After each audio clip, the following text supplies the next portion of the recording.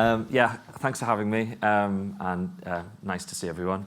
I'm just going to talk today a bit about the Telecoms Charter and sort of how it relates to your sector of the industry. To do a bit of an introduction to myself and give a bit of background, I'm the head of Telecoms Fraud at the Home Office. So I've been in this job since about October 2023.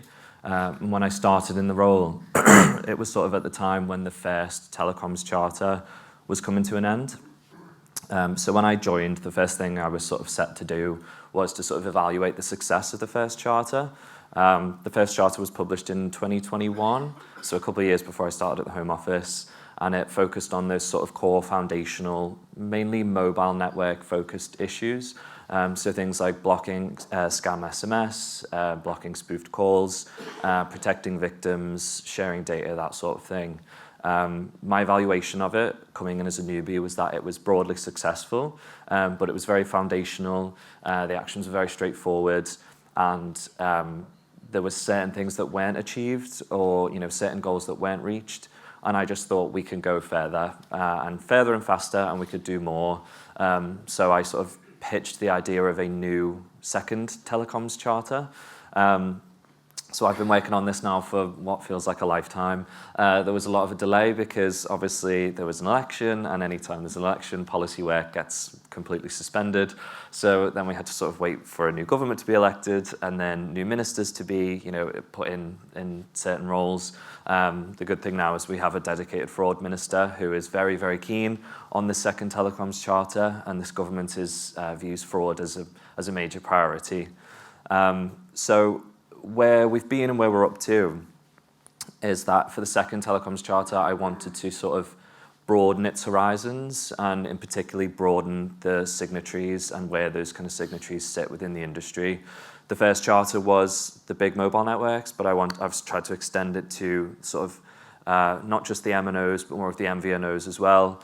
We're also engaging with the CCUK a lot, and a lot of the sort of wholesalers, a lot of business-to-business telecoms companies. And one thing that I'm really keen on to have in this charter is a section about A2P.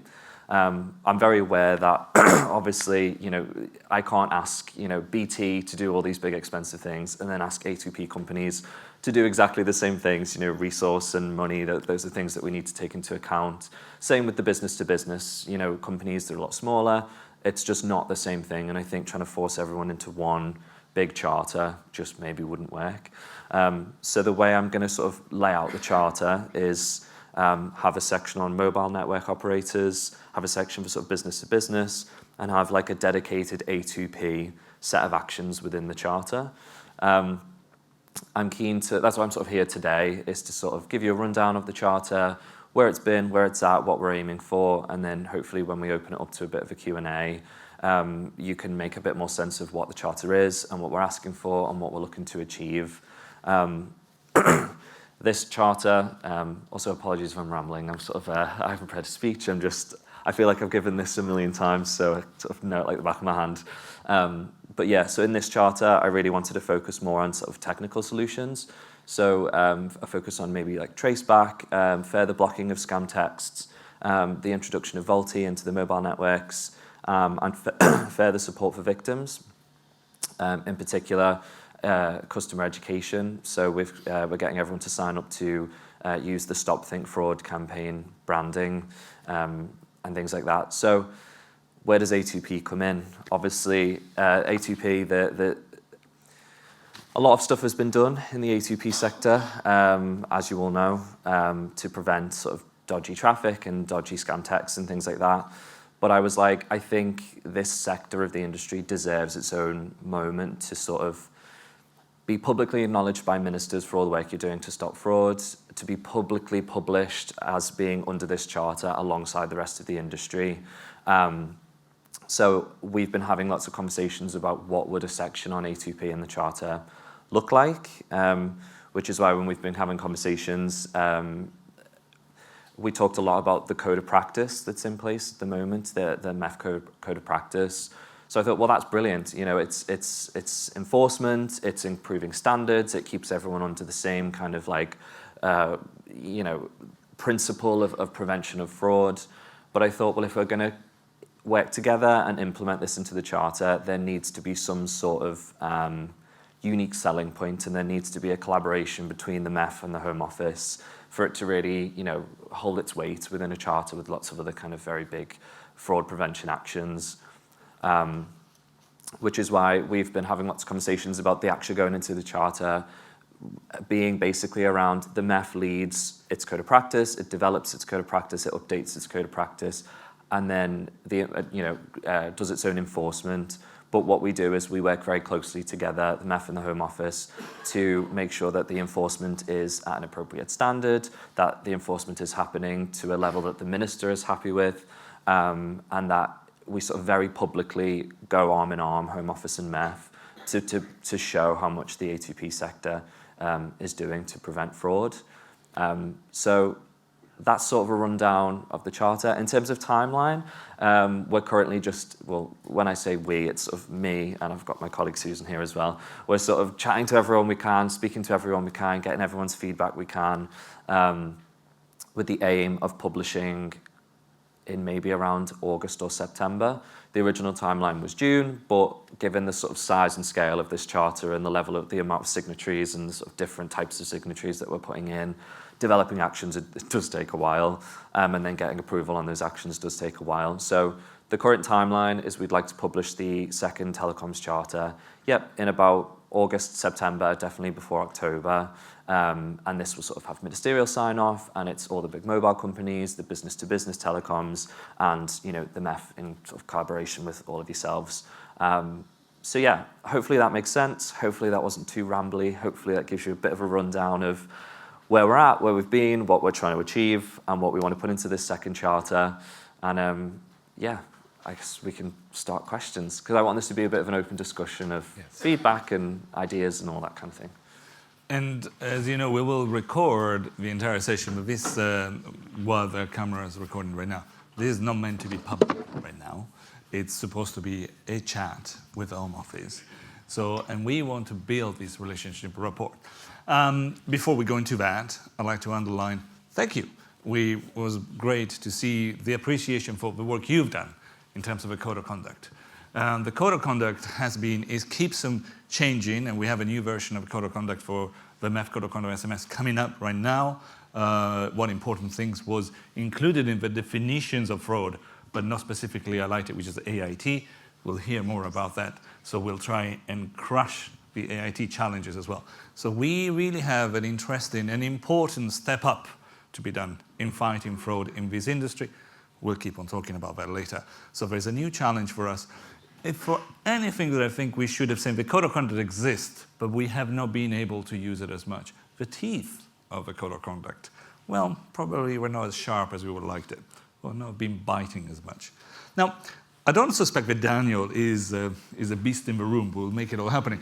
But the fact that we are collaborating so closely to the enforcement area as well, and the idea is we're really going to be sharing information. We wanted to be transparently working with them to make sure that real things happen.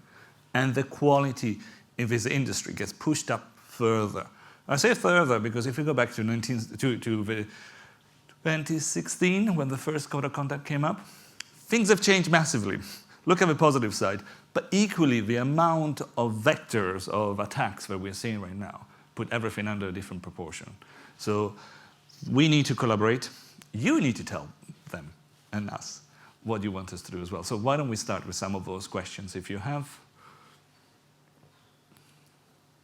We could as well say the Secret Service was here. Maybe. You have to be sitting so far away.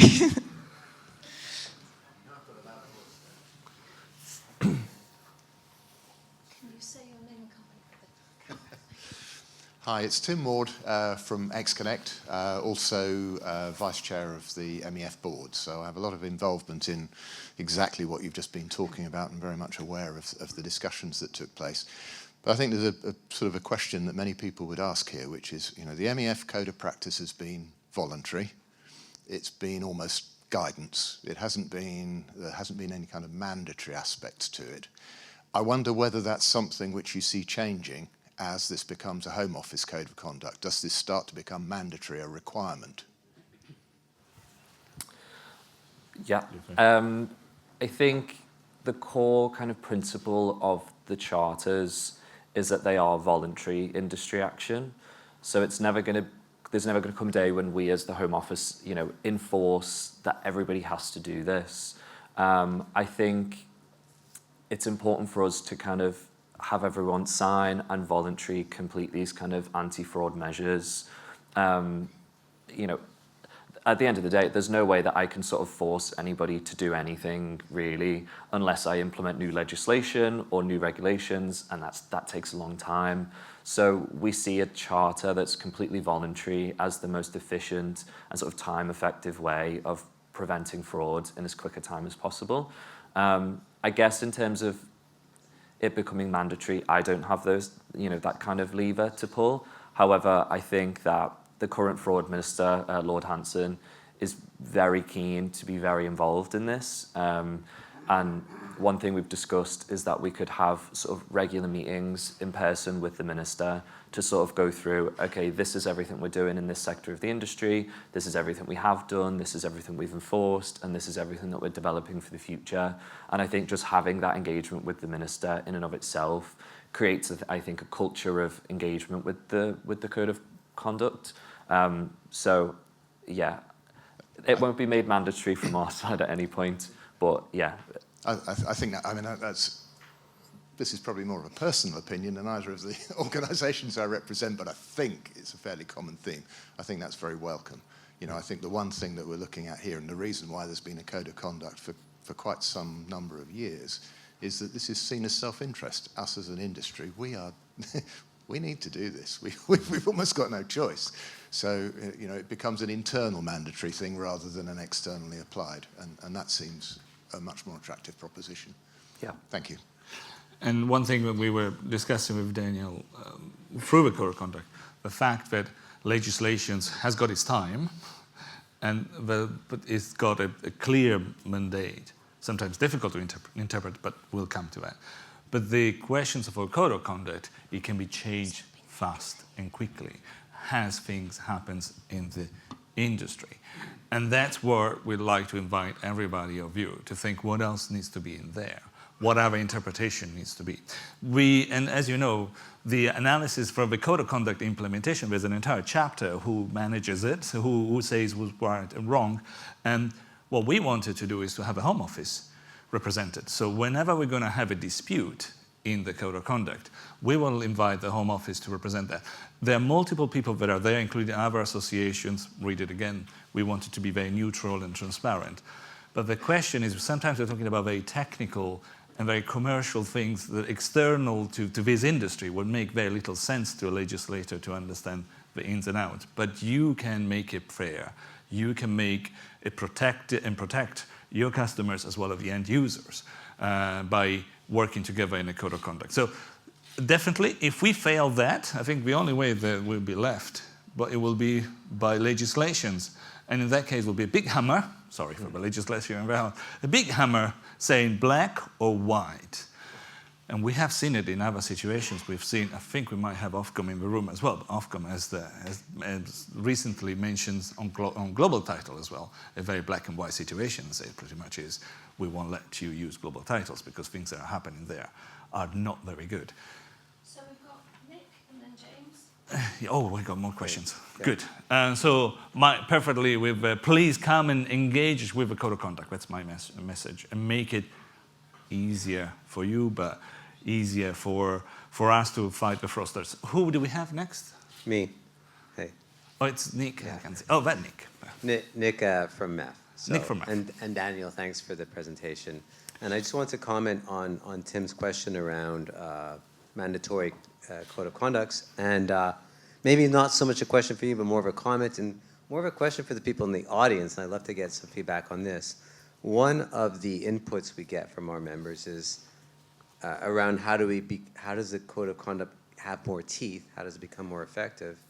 Is that maybe businesses should only do business with other businesses that have signed the code of conduct, right? And I wonder what the general feeling here is. And doesn't make the code of conduct mandatory, but if you tender out your business and you say, well, I'll only tender my business to you if you've signed a code of conduct, that could go a long way of encouraging it. And I think there are branches of the UK government that have done that, right? They'll say, we will only accept tenders from code of conduct signatories. So any views on that? Yeah, I think that makes a lot of sense. I definitely think the Home Office's involvement with the Code of Conduct does give it more teeth as well, naturally. You know, just having a sort of elected minister in a room who's sort of checking everyone's homework, not literally, adds a certain weight to, oh, this is important, this is, you know, this is sort of government-backed. In terms of, you know, who does business with who, I obviously couldn't control that, but I think that's sort of what the aim is that within an industry, a code of conduct that is sort of, you know, everyone gets on board and it creates a general consensus of fraud prevention. I think it does add to any business. You've got that sort of badge of honor of, oh, look, I'm following these rules and we engage with the minister directly because of this. I think it does has a certain level of, you know, fraud prevention, like reliability, I guess. So, yeah. James. James? Hi, Daniel. Hello. It's James here from GTC. I think what Dario was getting at was more the repercussions for when issues are identified. The messaging ecosystem is quite deep. So what repercussions could the Home Office put in place to get to the root of the issue? And rather than whether it's mandatory or not, the code, actually deal with the perpetrators. As in, like, law The enforcement. people actually causing the fraud and at the root of the issue. Yeah, so I guess that definitely looks at it from another angle. That's sort of the sort of pursue side of things. You know, if there are those bad actors and there are those people who are letting fraud on that network, what do then we do? I'd say that for the charter specifically, this is very much about what can everybody do to stop it from the kind of left end, which is the blocking of it all in the first place. I definitely, to provide a bit of reassurance, so that we are looking into those kind of things, as if we're currently developing the upcoming fraud strategy, and I think that project that will be sort of hopefully published sort of at the end of this year will be a lot more about what can government do to pursue those kind of bad actors and what can government do to put in those legislative blockers to prevent, you know, this kind of thing from happening. So definitely keen to, you know, hear more about the ideas behind that, and if anyone has any suggestions, I'll have to make sure I hand out the fraud strategy inbox that we have, because it would be great to kind of talk further on what kind of things we're working on for the strategy and what kind of things we can do to go after those kind of bad actors. In terms of this feels like a good way in the charter to have voluntary action from the industry to do as much as you guys can with our backing and with our kind of support and engagement to prevent fraud, sort of blocking it in the first instance, if that makes sense. But yeah, that is a good point, and definitely something I'm sort of thinking about at the moment. And I'll turn now the questions, as probably we've heard also from Nick, to you. What would you like to be? And as a very good question, James, I think there are two things that came to my mind. First, on the enforcement. So we invited the Home Office to be in the code of conduct, so that whenever there is a public information to be shared as well, but any information about something happening in the industry, we would like that to be reflected in the code of conduct. Because so far what we needed is more people complaining about stuff. And we haven't seen the code of conduct exists, but people raise their hands and say, I don't like what's happening here. We haven't heard. We're going to have a channel that says something strange has happened. We will then initiate a code of conduct review. I like that. So we will link the two. But what Daniel was saying, I think, is incredibly of value. It doesn't happen in many countries so openly, to have ministerial access. To have a ministerial access for you to go and say it, hopefully in a structured way, but for you to go and say it, this is a problem, we need to look at it. Can we actually have something and look at the specific part of the government, taking notes and potentially taking action? That's a great value, which Daniel is bringing. And I think that kind of reduce the chain and speed the conversation very fast.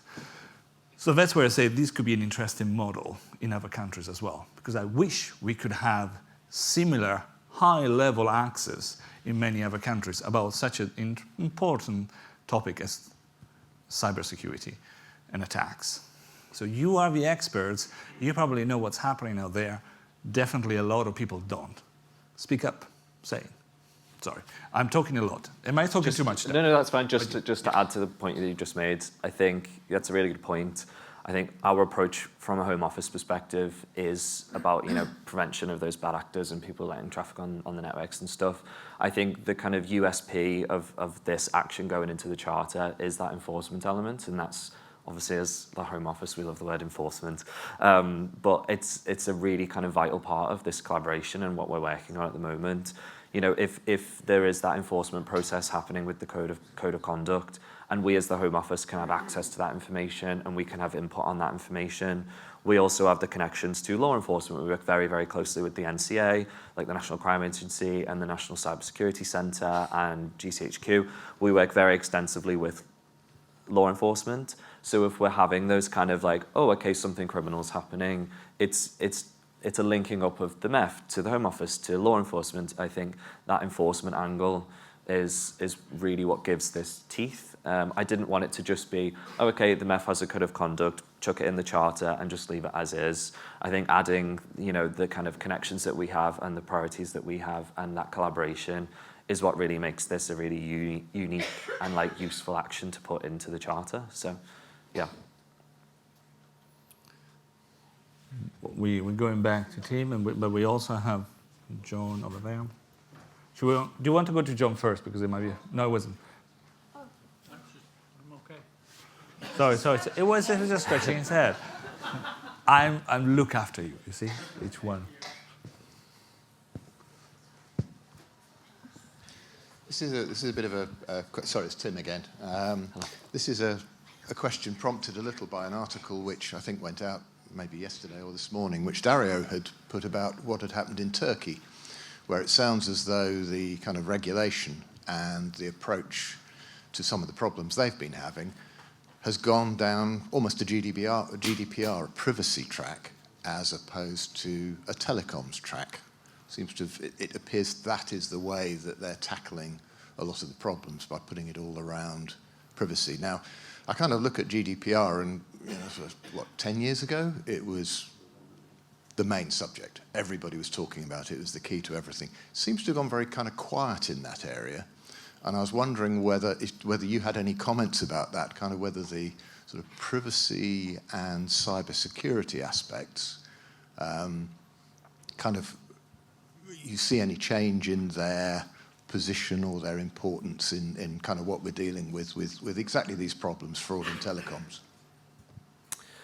I think that, for me, I don't really know much about the Turkey thing, so I probably can't comment on that, but just being honest. In terms of cybersecurity and data protection and things like that, that's something that comes up a lot, very extensively at the moment. I think as well as we work on the Charter, one of the big headline issues about the going into the Charter is data sharing, like information sharing between telcos, not just the telco industry, but between other industries, like social media companies and banks and things like that. And what we're really keen to do is to push the industry to share as much data as it possibly can about potential frauds or fraudulent accounts or fraudulent numbers or numbers being used in scams.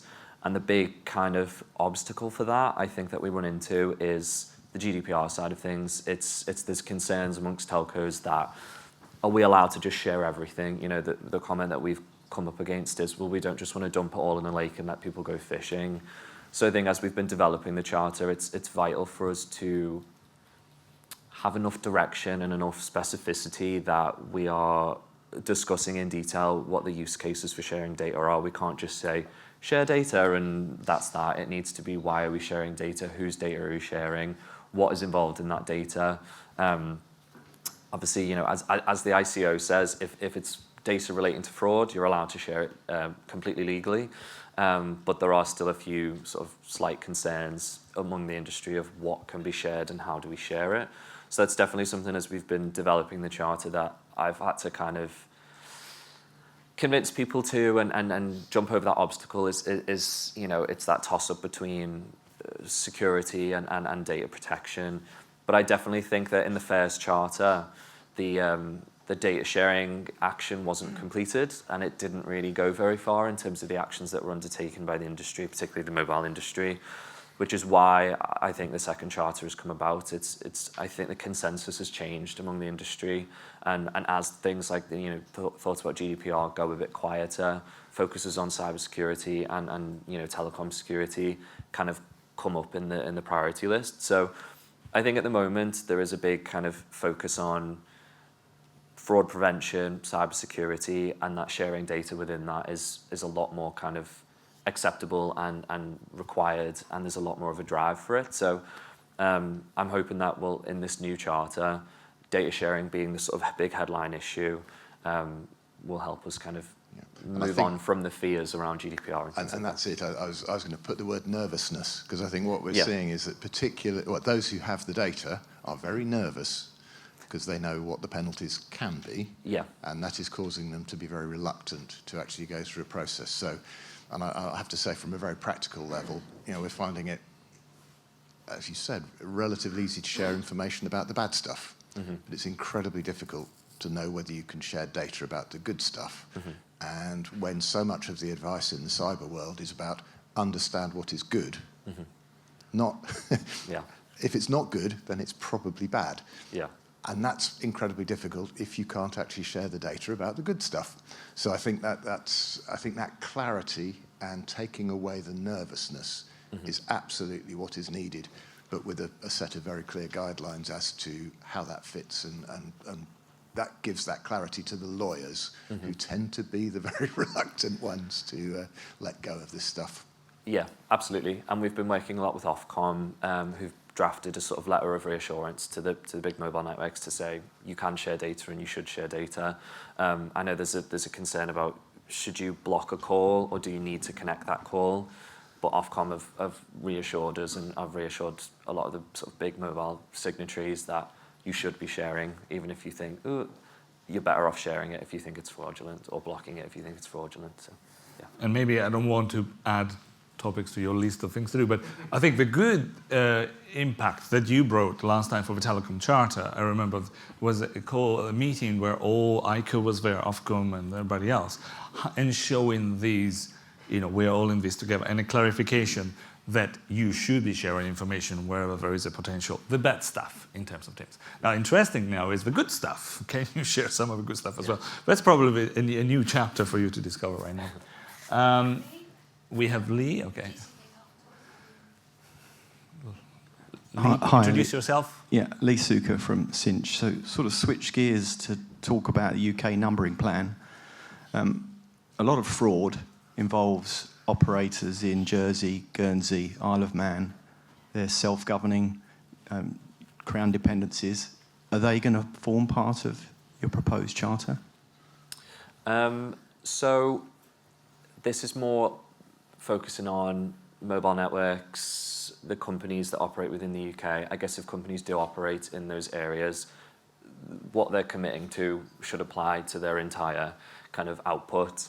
Like you say, that is a major kind of vulnerability in the industry in terms of letting in scam calls and letting in scam texts and things like that.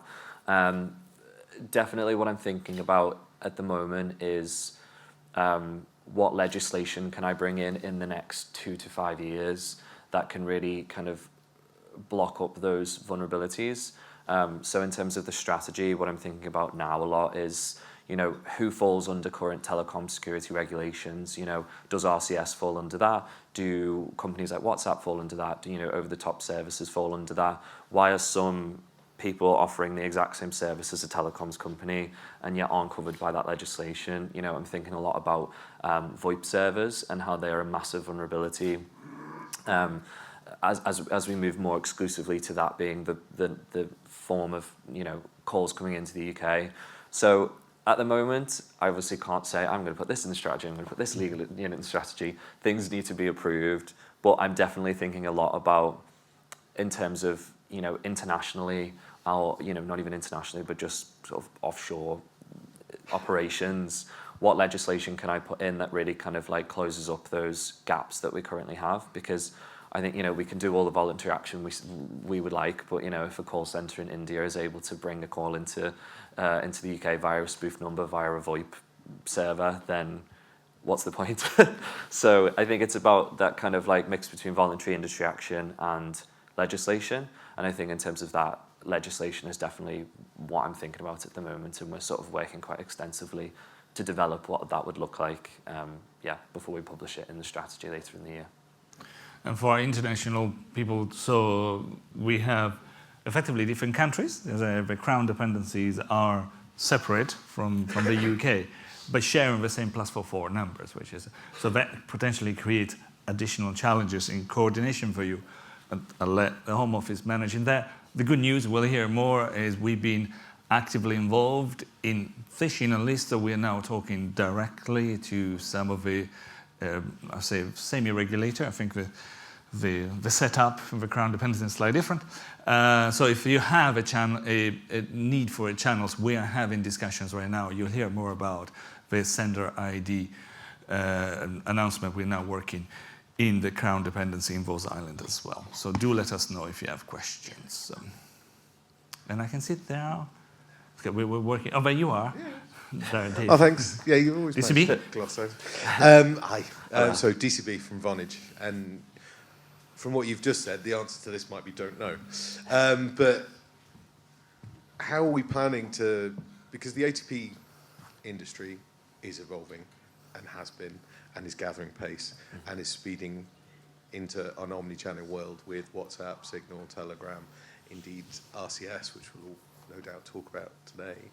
How, given the restrictions that you've got, do you think you're going to keep up with the scope of that change? Because everything you've said is about protecting end consumers, and end consumers are demanding more and more and more. Mm-hmm. So how do we go about as an industry making sure all of those international elements, the over-the-top elements, everything that gets delivered onto that device in your pocket is protected or not to the same extent?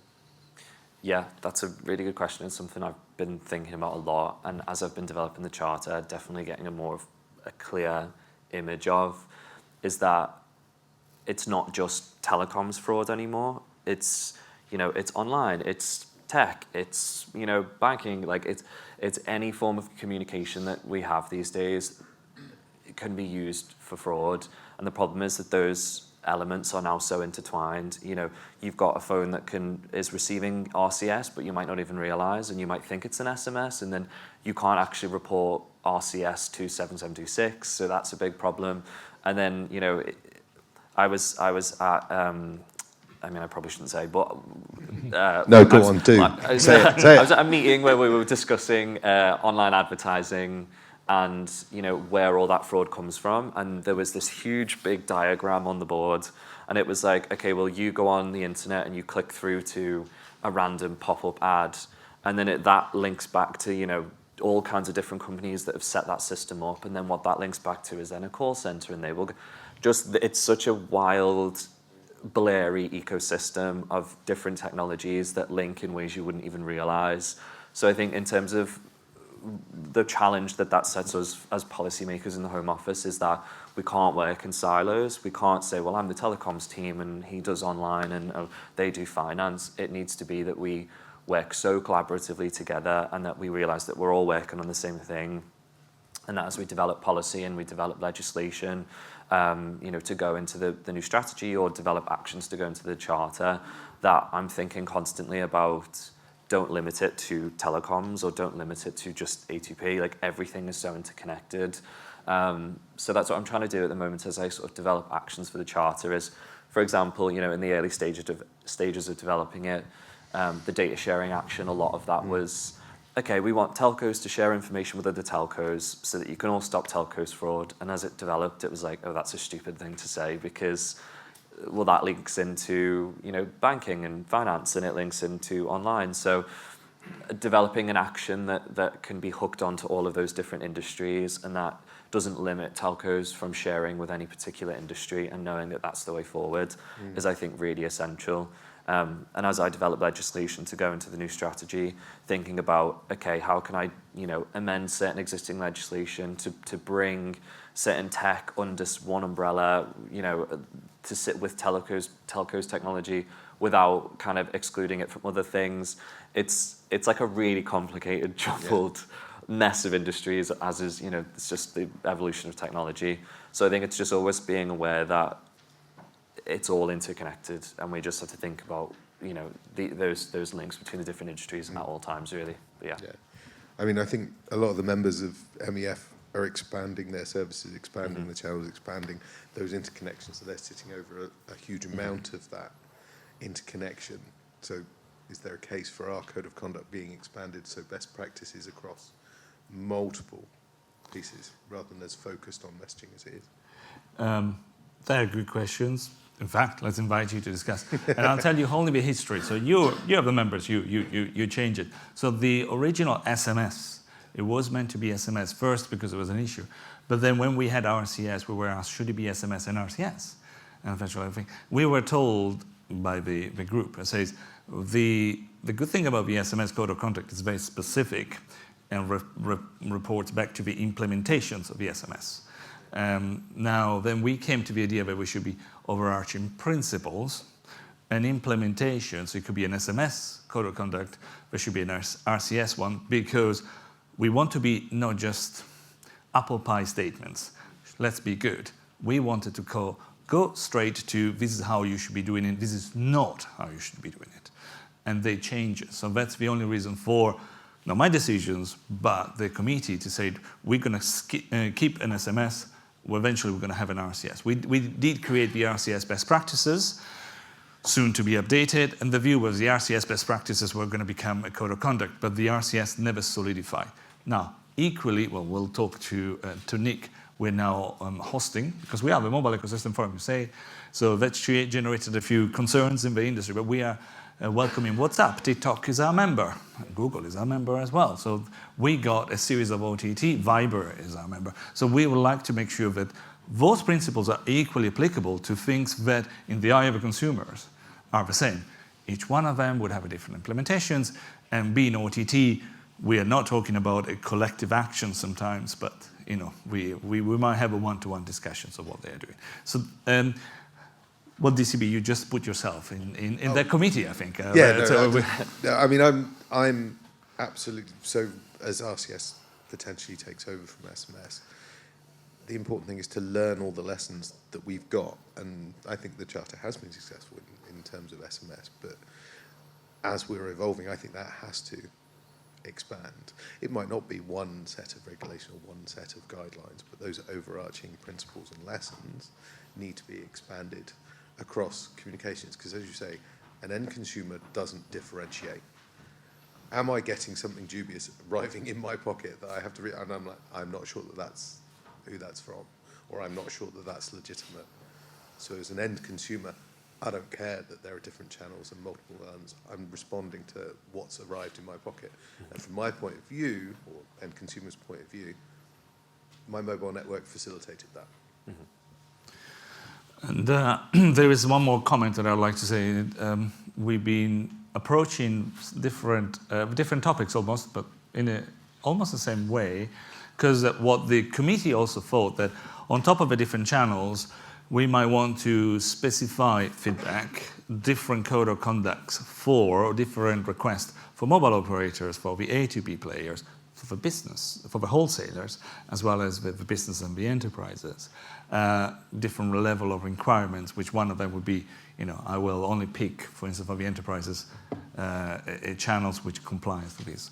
To the mobile operator will do something and the A2P will do something else. So that's where the code of conduct could go. And what I'd like to make sure is, well, we haven't been told by the Home Office, stick to one point. The code of conduct is here to change. That's why I think the Home Office is interested, is because it's alive, and it should be. So the new version just been set up. But let's start working on the next one right now. Before I summarize, we'll have to wrap up at some point. But I wanted to get more of the views from the. Oh, we have more questions before even I can ask questions myself. Hi, it's Michael Faraday from Ascendex. So we're a business messaging A2P company. My question was, do you have in your mind, given that you want practice within the industry and fraud reduction to get better and better, a kind of timeline from when the next charter is published through to enforcement? And my reason for asking that is that we had this a couple of years ago. You know, we have offices in different countries. We had one in Australia. And in Australia, the regulator there moved from having some guidelines to saying, yeah, we're going to enforce these, but they weren't really. And everybody sort of kind of, you know, was a bit patchy, to rapidly then enforcing them in about a 12-month period, where many operators still sort of ignored them because of the atmosphere that had been there before of not really being enforced. And then they ended up fining companies, and then everybody suddenly woke up and went, well, we need to comply with this. So I guess the charter's great, but then at some point, you know, if the industry doesn't move along as fast as you would like it to, what's your kind of time horizon, do you think, for going, okay, we now need to actually enforce this?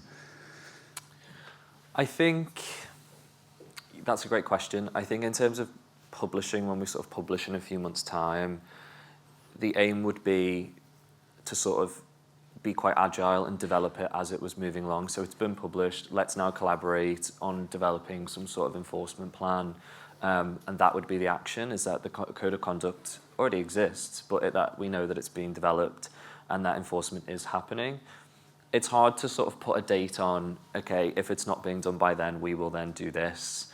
Even that is a very good point, and I guess it's something we'd have to think about. We'd also have to think about how would we as the Home Office start to enforce that? You know, would it be a legislation thing? Would it be going to Ofcom to regulate that sort of thing? But those things do take a lot of time.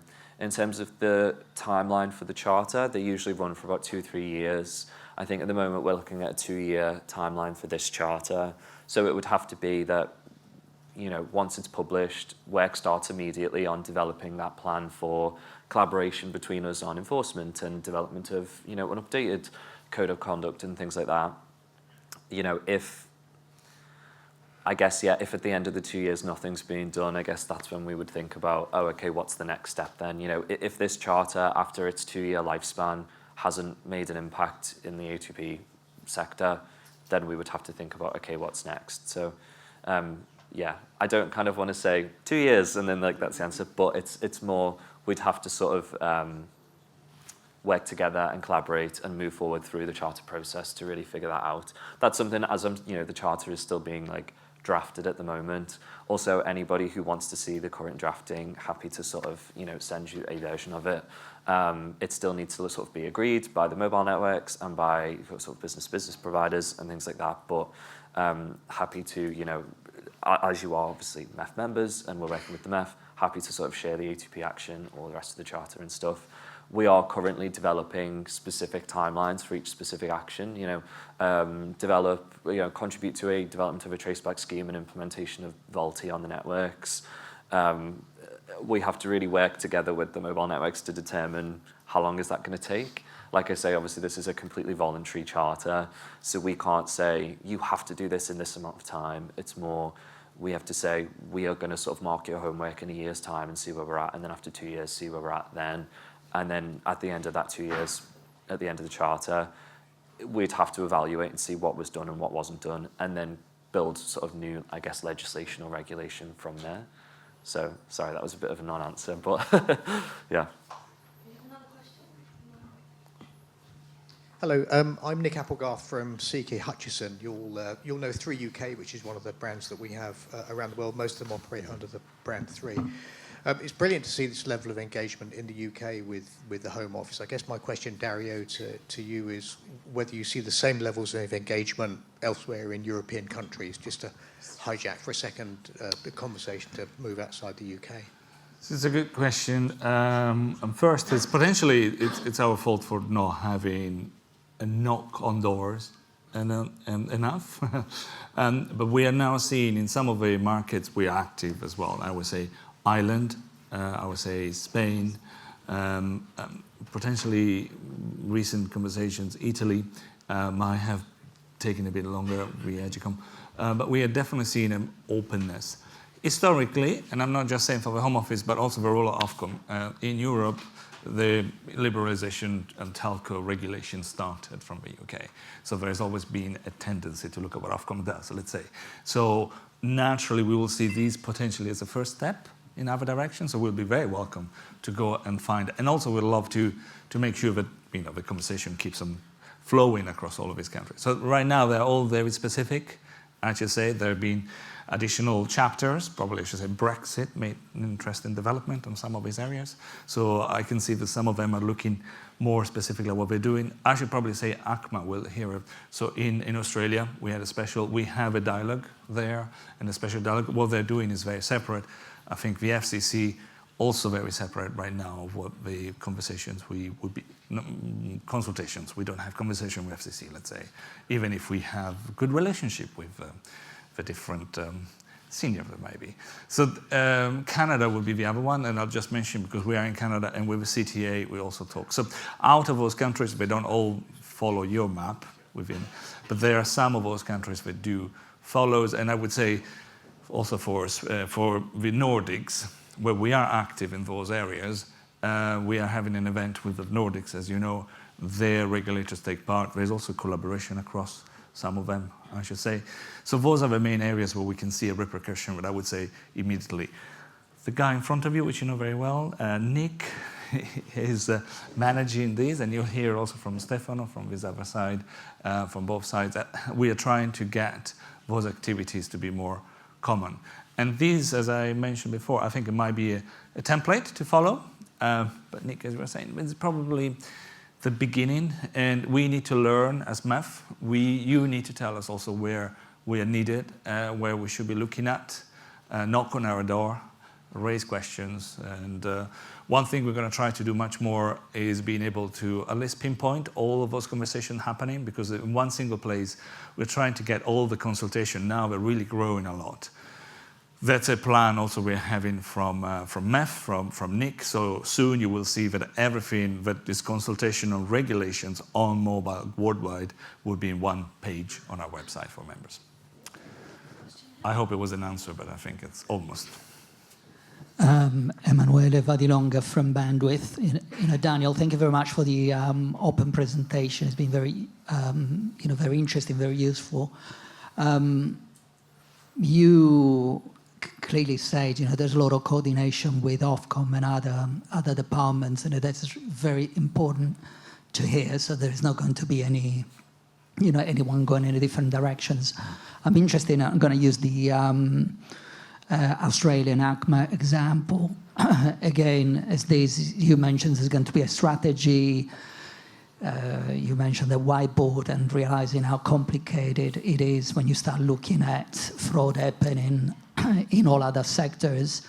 And one of the concerns, for instance, in Australia that's coming up is there is a scam code the industry complies with, and a lot of pressure in making sure that fraud is dealt with in all sectors, and then legislation coming and covering the water industry. One of the things that came up as part of those developments is that on the telecom side, you have a pretty detailed scam code and concerns.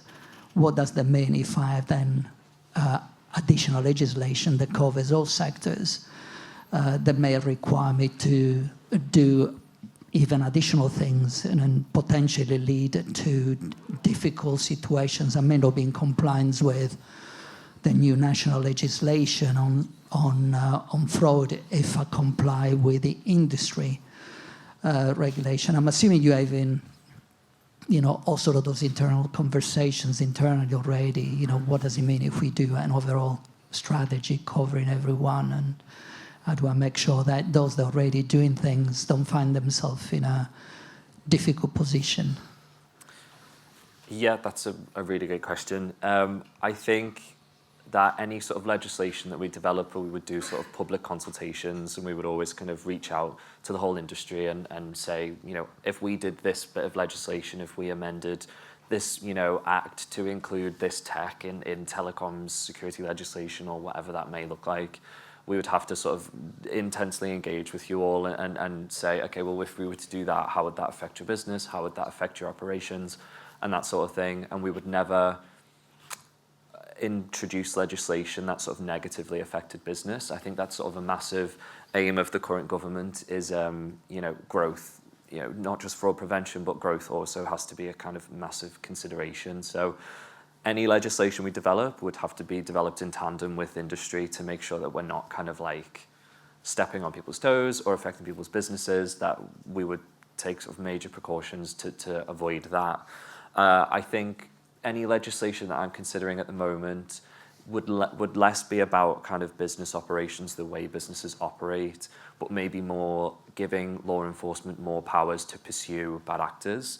At the moment, there's certain tech and certain platforms that aren't covered by certain security legislation, which means that law enforcement then probably have less power to do things about it than they currently would like. So I think anything that I think about in terms of policy development has to be from a kind of pro-business perspective, and one that kind of grants more powers to law enforcement and prevents the abilities of scammers to use certain platforms rather than changing the way businesses operate. I can't say specifics now. I'd have to have lots of kind of public consultation and conversations with lawyers. Often, like as the policy person, I kind of come up with the big bright ideas, and then lawyers go, "No, that's not going to work." Or like I speak to industry, and they say, "No, that's not going to work." And you're like, "Oh, okay, so let me scale it back and let me change it." Currently, developing legislation to make the UK the first country in Europe to ban SIM farms.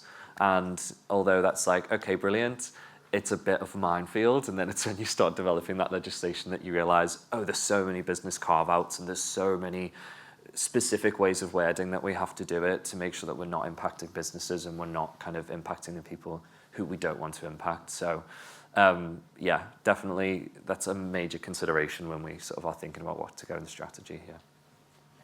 We've got one more question, Dario, probably the last question here. Hi, it's Michael Faraday from Ascendex again.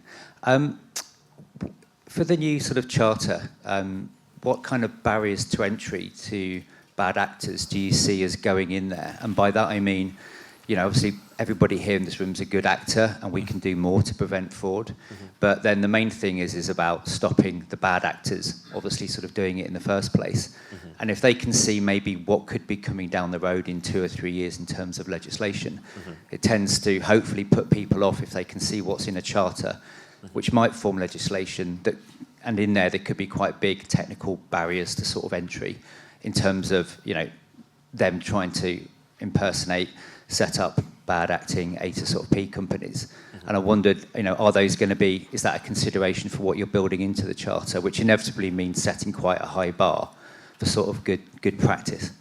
Hope I've explained that okay. I think, a great example would be now if you want to get a bank account. I don't know about mainstream banks like Barclays, but I got one recently with Starling, a fintech bank, and you couldn't just open an account straight away. You had to submit video footage and have that verified and things like that.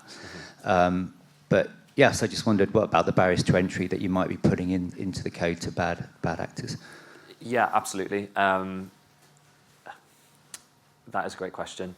I think that's definitely an element that goes into the charter, is like you say, how can we build those barriers of entry into that? I guess a lot of the problem is it's different between different sectors of the industry. Like there's certain things that the mobile networks can do that are different, to what A2P can do. In terms of SMS, we're having conversations about how can we, raise the barrier to entry to just being able to send out thousands of text messages from a pay-as-you-go SIM with no, with no account attached to it or anything like that. The problem is these things are obviously very controversial because raising any sort of barrier to entry to access to telecoms is difficult. So it's such a fine line to kind of toe, so I'll have to see how that one develops as it goes into the charter. Another one is like the development of VoLTE. Implementing VoLTE onto the mobile networks makes it just more difficult to spoof calls and therefore for scam calls to reach consumers. We're having a lot of conversations about Ofcom and their upcoming consultations on things like Camel and traceback and stuff like that. And traceback meaning that obviously we can then go into that pursue element a lot more and find out where these scam calls are coming from and where these scam texts are coming from. So I think that's the difference with this charter as well in comparison to the first charter. The first one was a lot more straightforward. It was block scam texts, block scam calls, do it however you can. And that introduced amazing things like the spam shield and things like that, which has blocked over like 1 billion SMS or something, I think. This one is okay, those foundational building blocks have been put down, where do we go from here? And it has to be a lot more nuanced, it has to be a lot more kind of technical and things like that. So definitely I think the charter is going to be a mix of empowering the industry in and amongst itself to, you know, have more access to information, empowering the general public through the Stop Think Fraud campaign, raising those barriers to entry for scammers, you know, by maybe making it more difficult to send scam texts, updating the system so it makes it more difficult to spoof calls and things like that, as well as just there's elements in there of you know, retraining staff in the call centres to make them more compassionate to victims and things like that. So I think the charter is a sort of big mix of those kind of raising barriers to entry, protecting victims, you know, empowering each other to collaborate and things like that. So barriers to entry are a big consideration. Those are probably the more technical aspects to the charter. But like I say, yeah, I think a lot of the reason I wanted to come here today was just sort of like to show my face so everyone knows who I am and that I'm leading on this, and just to invite you all to reach out to me so we can have conversations about specifics and about the technical aspects that are going into the charter in a lot more detail. But yeah, hopefully that answered your question. I will follow up on that as well. Before it was going to be an applause and I stopped it. Save it for later. When you say that, rightly you probably pointed out, everybody's a good actor here. I'll tell you what we say at MAF. We don't take it for granted. You have to verify and to prove yourself. And I think the best way to prove and verify is potentially sign up to the code of conduct, raise issues when the code of conducts are, because nobody at MEF is naturally, just because you sign up to MEF, a good actor, is a good actor if you do the good things. What we want to make sure right now is more of you do the right things. And this has been a development. We understand that the entire things, knowing what traffic arrives from where, traceback, is complicated, but we want to lift it up. So we at MEF don't talk about you're not all naturally good actors. Your actors have to prove yourself. And here you got some ways you can do it.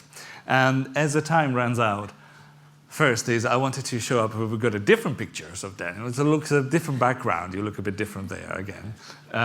But more importantly, I think it's your email there, right? Mm-hmm. So this is the beginning of a conversation as you start saying. So that's how you can follow up as well. But should we summarize a bit what's happened today?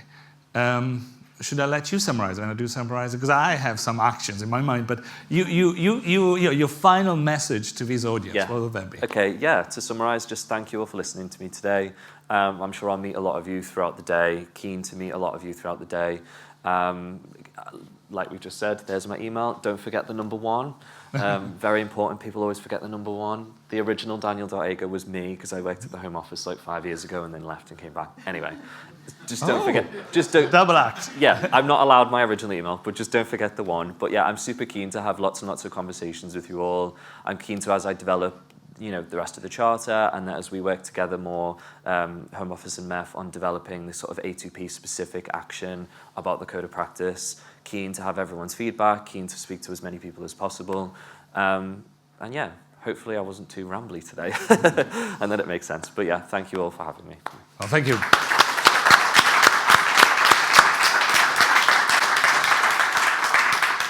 A quick summary from myself. We heard that the second Telecom charter is starting, so there is an action for you to be interested, participate in, potentially sign up to that. And the news today is that the Telecom charter, in its different chapter, the A2P chapter, will include a direct reference to the code of conduct, the SMS code of conduct from MEF, which also means the second actions is that the Home Office is going to be directly involved in the code of conduct, both in initiating as well as adjudicating as well issues. So I think we're going to start being a bit more proactive on our chase. And that's a message for us as well. We just updated the code of conduct. We are going to be updated, and we will talk about it later, what we expect you to do. So this collaboration is the beginning of. Now we'd like to start. We're going to create opportunity also to have ministerial access. So we'll come and use it more often. For you yourself or for MEF, you let us know what that means. But for right now, I'll say thanks again for Daniel's being so open and to being access to us so much. Thank you, Daniel. Thank you very much. Thank you for having me.